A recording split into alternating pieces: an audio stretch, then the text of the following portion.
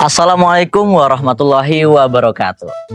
Halo guys, selamat datang di Nalar Santri Amsilati. Santri menalar, dunia mendengar. Tempat di mana setiap isu yang beredar kita telaah dengan nalar. Supaya apa? Supaya bisa dipastikan aman setiap apapun yang sudah terlanjur tertular. Saya Alwan. Hari ini kita bahas satu topik yang kejadiannya itu terus berulang-ulang kali. Ya, korupsi.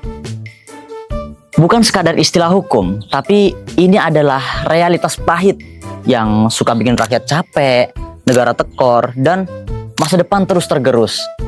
Nah, sekarang ayo kita lihat bareng bagaimana wajah-wajah korupsi di negeri ini.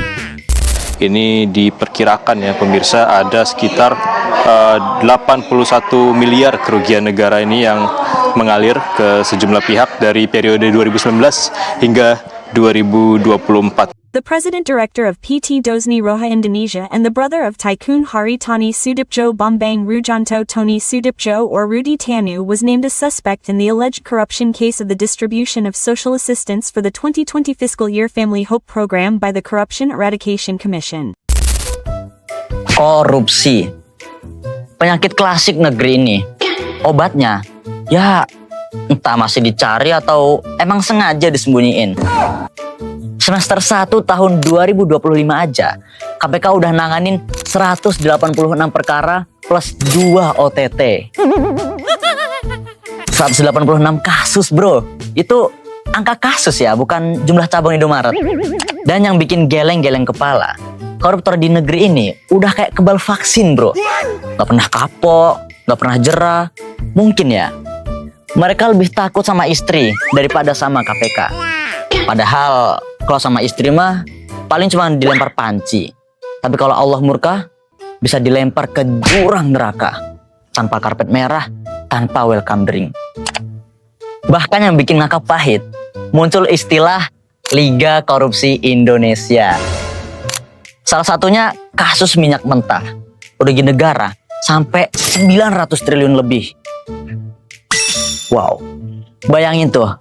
Kalau duit segitu dipakai buat bangun pondok, bangun pesantren, ataupun bangun sekolah.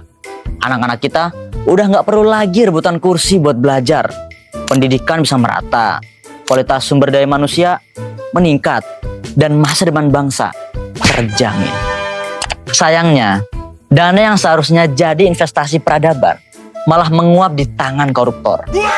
Perut mereka yang kenyang, rakyat kenyang penderitaan. Lanjut bro, akibat ulah koruptor, tatanan negara kita ini jadi ya amburadul. Demo terjadi di mana-mana. Sumbernya ya sederhana, harta. Ya, harta yang hilang, diselewengkan, atau diperebutkan karena korupsi. Kalau ditelusuri lebih jauh, biang keladinya jelas, korupsi. Duit rakyat yang seharusnya jadi pondasi pembangunan, malah bikin kegaduhan. Lapangan demo penuh orang, kursi rebutan di jalanan, hati rakyat panas. Sementara koruptornya slow living. Mungkin ya, lagi mikir strategi buat liga dosa berikutnya. Jadi, tiap kita lihat demonstrasi, inget bro, sebagian besar yang bikin panas bukan cuman isu politik, tapi efek domino dari mereka yang nyolong duit kita. Bikin tatanan negara kayak puzzle acak. Bagian satu nggak nyambung sama bagian yang lain. Keren kan? Ya, memang kebiasaan tikus ya. Acak-acak barang, tinggal ambil, colong, lari. Rakyatnya lagi-lagi cuman bisa gigit jari. Baik, kalau yang tadi masih belum cukup bikin tikus-tikus negara ini bangun dari tidur nyenyak mereka, mari kita coba sekali lagi. Tapi kali ini dengan alarm terakhir. Bro, sebelum terlambat ada alarm dari Nabi. Hadisnya, kullukum ra'in wa kullukum mas'ulun an ra'iyatih. Artinya, setiap kalian adalah pemimpin, dan setiap pemimpin pasti akan dimintai pertanggungjawaban atas apa yang dipimpinnya. Singkatnya bro, semua orang akan dimintai pertanggungjawaban.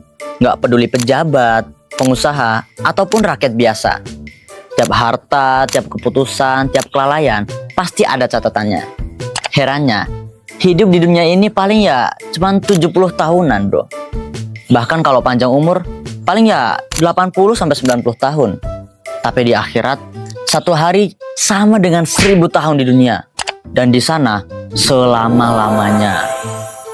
Dan orang-orang yang korupsi, kerampok, mencuri, membegal, menjarah hingga mencopet, hartanya bakal dikalungkan di lehernya.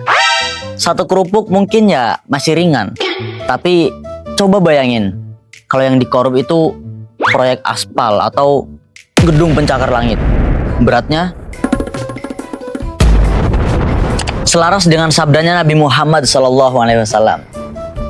Fawalladzi nafsu Muhammadin biyadih la yaghullu ahadukum minha syai'an illa ja'a bihi yaumal qiyamah yahmiluhu ala unukihi in kana ba'iron ja'a bihi lahu ruwa wa in kanat baqaratan ja'a biha laha khuwar wa in kanat syatan ja'a biha tayar.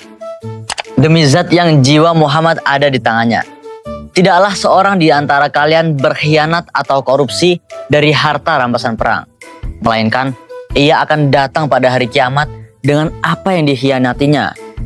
Apa yang dikhianatinya itu digendong di lehernya. Jika itu unta, maka datang bersama suara ringkiknya. Jika itu sapi, maka datang dengan suara lenguhnya. Dan jika itu kambing, maka datang dengan suara embikannya. Artinya, harta haram itu bukan hilang bro. Nanti di akhirat malah jadi beban sendiri. Korupsi semen, ya bakal dipikul semen. Korupsi sapi ya digotong sapi lengkap dengan suara embiknya. Jadi yang sekarang pura-pura gagah nanti bisa jadi tontonan paling tragis di akhirat. Lalu apakah mereka nggak baca Al-Quran? Labithina fiha ahqoba. Artinya mereka akan tinggal di neraka untuk jangka waktu yang sangat panjang. Gila bro, gue perjelas nih ya, ini gila. Dan itu semua bertingkat kontraknya. Atau dalam istilah neraka itu disebut dengan hukub.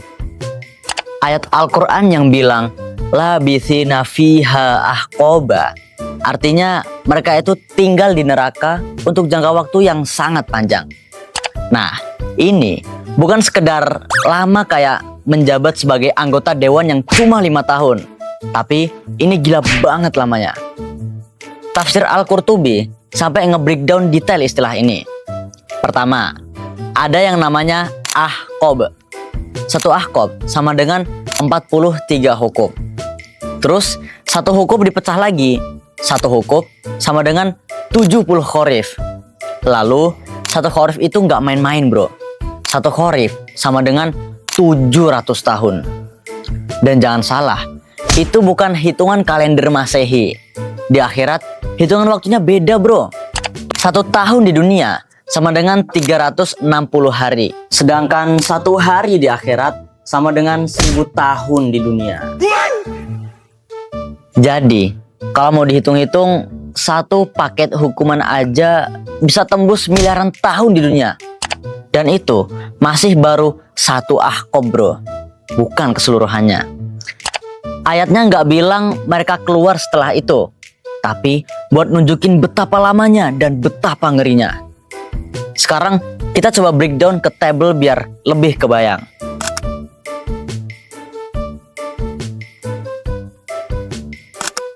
Jadi kebayangkan bro, orang korupsi di dunia palingan cuman 5 tahun atau 10 tahun doang, udah bebas.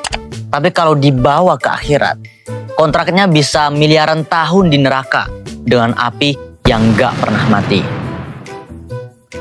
Masih berani juga main proyek aspal, main proyek bansos, silahkan. Tapi siap-siap, tanggung jawabnya bukan cuma di KPK, tapi di neraka. Dan waktunya bukan sekadar seumur hidup, tapi seumur ahqob. Artinya jelas, gelar, jabatan, titel tinggi itu bukan jaminan orang yang cerdas hakiki. Hanya cerdas duniawi yang penuh dengan kepalsuan. yang pandai menipu angka, laporan, dan hati rakyat, namun bodoh dalam menata diri untuk akhirat. Lalu yang benar-benar cerdas itu siapa? Mari saya kasih tahu fakta perbandingan. Sekarang bandingin dengan para santri.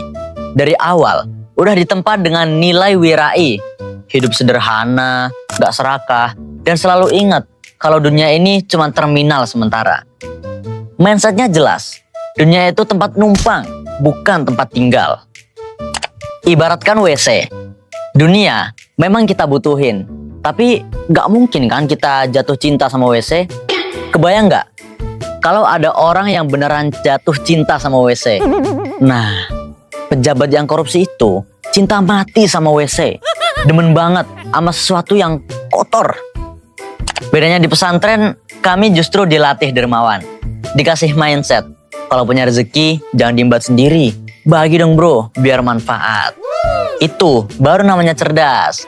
Bikin orang lain bahagia, sekaligus nyimpen pahala buat di akhirat. Sekarang coba bayangin kalau mereka beneran dermawan. Yang dibagi ke rakyat bukan janji-janji manis, tapi sembako tiap bulan. Rapatnya bukan di hotel bintang 5, tapi di rumah yatim piatu. Kursinya di Senayan, kayak kursi masjid. Bikin orang tenang, bukan bikin rakyat tegang. Jadi jelas kan, santri ditempa biar lapar pahala, bukan lapar jabatan.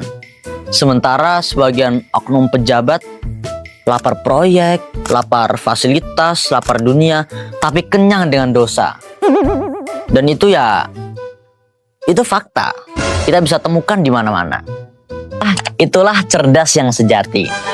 Nabi Muhammad SAW udah kasih rumusannya jelas banget. Al-Qayyisu man dana nafsahu wa amila lima ba'dal maut. Wal ajizu man atba'a nafsahu hawaha wa tamanna 'ala Allah. Artinya, orang cerdas itu orang yang bisa ngerem hawa nafsu dan siap-siap buat hidup setelah mati. Sedangkan orang yang lemah, yang hobinya nurutin hawa nafsu. Terus cuma bisa berharap-harap doang sama Allah. Dan sekarang jujur aja, coba bayangin kalau para koruptor dulunya sempat mondok dan mengamalkan ilmu pesantrennya. Mungkin APBN gak bocor tiap tahun. Kalau mereka mondok, yang mereka baca itu GPS moral dari kitab kuning, bukan peta harta karun anggaran. Jadi nggak heran kalau arah pembangunannya kadang nyasar. Dan kalau mereka mondok, negeri ini nggak punya yang namanya Liga Korupsi Indonesia, tapi yang ada malah Liga Amal Jariah Indonesia. Masya Allah. Jadi lebih keren mana bro? Ikutan Liga Amal biar pahala menumpuk, atau Liga Dosa yang bikin neraka jadi hangout spot? Maka sampai detik episode kali ini pertanyaannya masih sama. Mending santri apa non santri? Silahkan barisan koruptor yang bertitle jawab dengan nalar kalian yang sehat masing-masing. Jangan malah pakai ego panas yang sudah mendidih. Dan pada intinya, opini semu kalau dicek, dianalisis, dan diperbaiki bisa kita ubah jadi fakta yang nyata. Makanya, menalar dulu, menular kemudian. Biar yang nyebar itu kebaikan dan fakta, bukan gosip-gosip murahan. Sampai jumpa di episode berikutnya di Nalar Santri. Santri menalar, dunia mendengar. Wassalamualaikum warahmatullahi wabarakatuh.